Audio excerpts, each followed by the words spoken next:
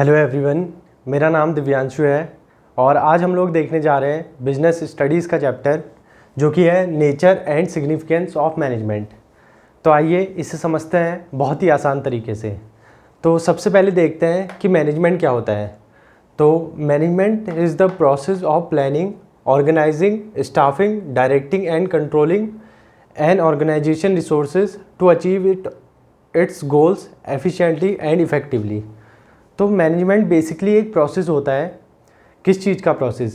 Planning का, organise का, staffing का, डायरेक्टिंग का और कंट्रोलिंग का, ताकि जो भी ऑर्गेनाइजेशन के गोल हो वो अचीव हो सके एफिशिएंटली और इफ़ेक्टिवली। तो मैनेजमेंट प्रोसेस है, एक कोई प्रोसेस है। मान लीजिए कोई बिल्डर है, उसे एक बिल्डिंग खड़ी करनी है। तो सबसे पहले उसके लिए उसे क्या करना पड़ेगा? सबसे पहले उसे प्लानिंग करनी पड़ेगी कि उसे कितनी लैंड चाहिए, कितने में बिल्डिंग बनानी है, क्या बिल्डिंग का स्ट्रक्चर होना चाहिए, क्या वो होना चाहिए। तो वो सब आएगा प्लानिंग के अंदर।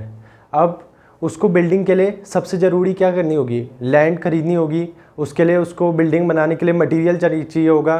तो उन सबको अरेंज करना, उसी को ऑर्गेनाइजिंग बोलेंगे।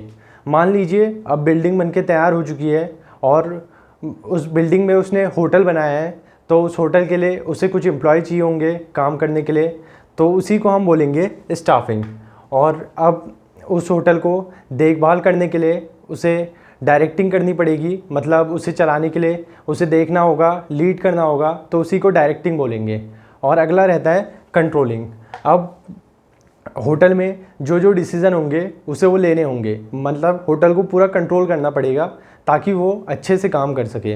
तो मैनेजमेंट यही है। Management is the process of planning, organising, staffing, directing and controlling an organisation और resources to achieve its goals efficiently and effectively. Efficiently और इफ़ेक्टिवली गोल को अचीव करना ही मैनेजमेंट है। तो ये एफिशिएंटली और इफ़ेक्टिवली क्या होता है? इफ़ेक्टिवनेस एंड एफिशिएंसी अब हम यहाँ पर देखेंगे। सबसे पहले देखते हैं effectiveness, completion of task with in time. तो कोई भी टास्क कोई भी कर रहा है, उसको विद इन टाइम के अंदर करना ही हमारी इफ़ेक्टिवनेस है। और एफिशिएंसी क्या है? Completion of task with in time and with minimum cost. तो एफिशिएंसी ये है कि टास्क को कंप्लीट करना बट मिनिमम टाइम में करना और उसके साथ कम कॉस्ट में उसे कंप्लीट करना, उसी को हम बोलते हैं एफिशिएंसी। इफ़ेक्टिवनेस है टाइम के पहले काम को कंप्लीट करना, और एफिशिएंसी है काम को कंप्लीट करना टाइम से पहले और विथ मिनिमम कॉस्ट। तो यही है इफ़ेक्टिवनेस एंड एफिशिएंसी। अब देखते हैं कैरेक्टरिस्टिक्स ऑफ मैनेजमेंट। मैनेजमेंट के कैरेक्टरिस्टिक्स क्या है? Nature and characteristics of management. Nature / characteristics of management. तो सबसे पहला कैरेक्टरिस्टिक्स और नेचर क्या है? Goal oriented. तो मैनेजमेंट एक गोल ओरिएंटेड प्रोसेस है, मतलब कि इसमें पहले से ऑर्गेनाइजेशन एक गोल सेट कर देती है और फिर सबको उस गोल के टूवर्ड्स काम करता है, उसी को हम मैनेजमेंट बोलते हैं। तो मैनेजमेंट एक गोल ओरिएंटेड प्रोसेस है। प्रिवेसिव क्या होता है कि जैसे बहुत सारा इन्वायरमेंट चेंज हो रहा है हमारे अराउंड, उसी को हम लोग अडेप्ट करते हैं, तो उसी को हम बोलते हैं प्रिवेसिव इन नेचर। मतलब मैनेजमेंट हर चीज़ को मेंटेन करके चल रहा है। मान लीजिए कोई टेक्नोलॉजी चेंज हो रही है, उसको भी मैनेजमेंट को देखना है, और कुछ अदर फैक्टर है वो चेंज हो रहा है, उससे भी मैनेजमेंट हैंडल करता है।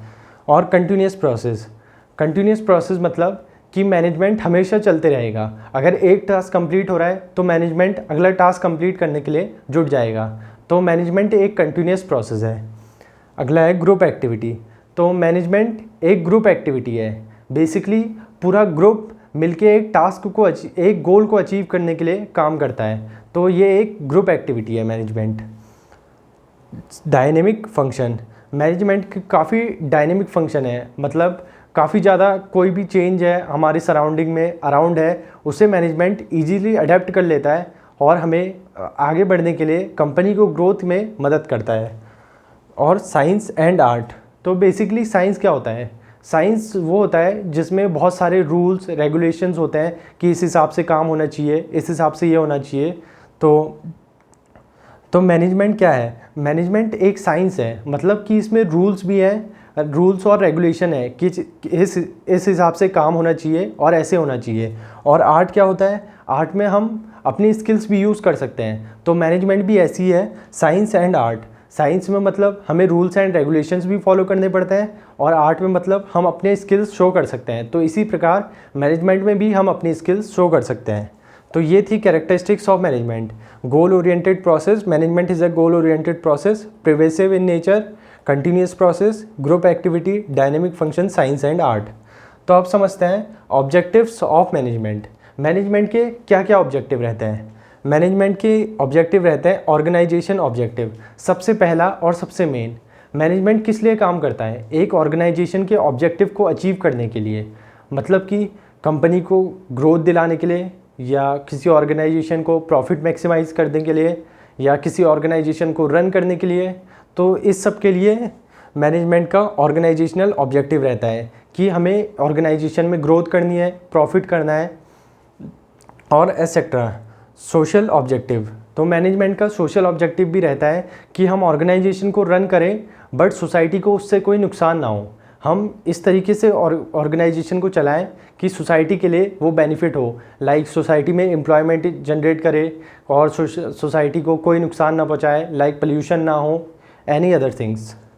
और ये पर्सनल ऑब्जेक्टिव, मतलब जो भी एम्प्लॉय ऑर्गेनाइजेशन में काम कर रहे हैं उनका कुछ पर्सनल ऑब्जेक्टिव होता है, चाहे वो फाइनेंस के लिए काम कर रहे हो, या ग्रोथ के लिए काम कर रहे हो, या लर्निंग के लिए काम कर रहे हो, या एक्सपीरियंस के लिए काम कर रहे हो। तो मैनेजमेंट पर्सनल ऑब्जेक्टिव को भी अचीव करने के लिए हेल्प करता है। अब देखते हैं importance of management. Management helps in achieving group goals. तो एक गोल सेट रहता है कि मैनेजमेंट उसके लिए काम करता है। तो मैनेजमेंट ग्रुप गोल को अचीव करने में हेल्प करता है, लाइक किसी का पर्सनल गोल भी होगा, किसी का ऑर्गेनाइजेशनल गोल होगा और एनी अदर गोल्स। सो उन सब को अचीव करने के लिए भी मैनेजमेंट बहुत हेल्पफुल रहता है। दूसरा रहता है मैनेजमेंट इंक्रीजेज एफिशिएंसी। एफिशिएंसी अभी मैंने आपको बताया था कि completion of task with minimum time and with minimum cost. तो management increases efficiency, management organisation में एफिशिएंसी इंक्रीज़ करता है ताकि काम टाइम पे कंप्लीट हो और कॉस्ट भी कम लगे। Helps in achieving personal objective, management हमारे जो भी ऑर्गेनाइजेशन के पर्सनल ऑब्जेक्टिव रहते हैं या किसी इंडिविजुअल के पर्सनल ऑब्जेक्टिव रहते हैं तो उसको भी अचीव करने के लिए बहुत हेल्पफुल रहता है। Management creates a dynamic environment, management हमारे लिए एक डायनेमिक इन्वायरमेंट बना देता है। जैसे कि मान लीजिए कोई चेंज आ चुका है हमारी टेक्नोलॉजी में, हमारे सोशल फैक्टर में कुछ भी चेंज आ चुका है, तो मैनेजमेंट हमें इजीली अडेप्ट करने के लिए हेल्प करता है।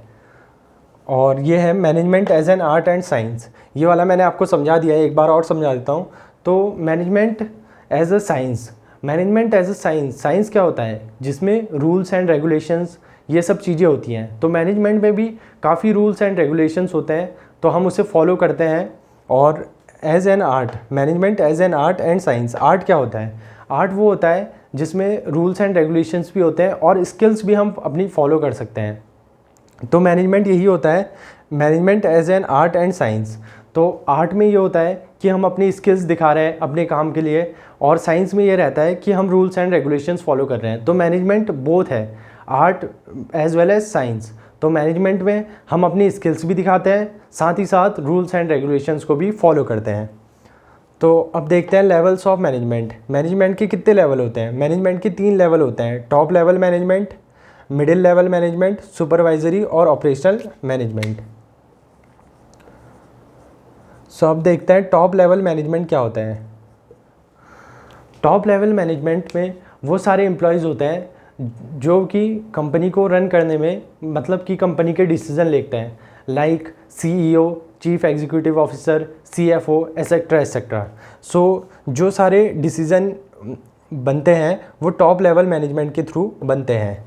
अब होता है middle level management. Middle level management जो भी हमारे मैनेजर होते हैं और भी सुपरवाइज़र वगैरह होते हैं जो कि हेल्प करते हैं टॉप लेवल मैनेजमेंट के डिसीज़न को सुपरवाइज़री और ऑपरेशनल मैनेजमेंट में कनेक्ट करने में।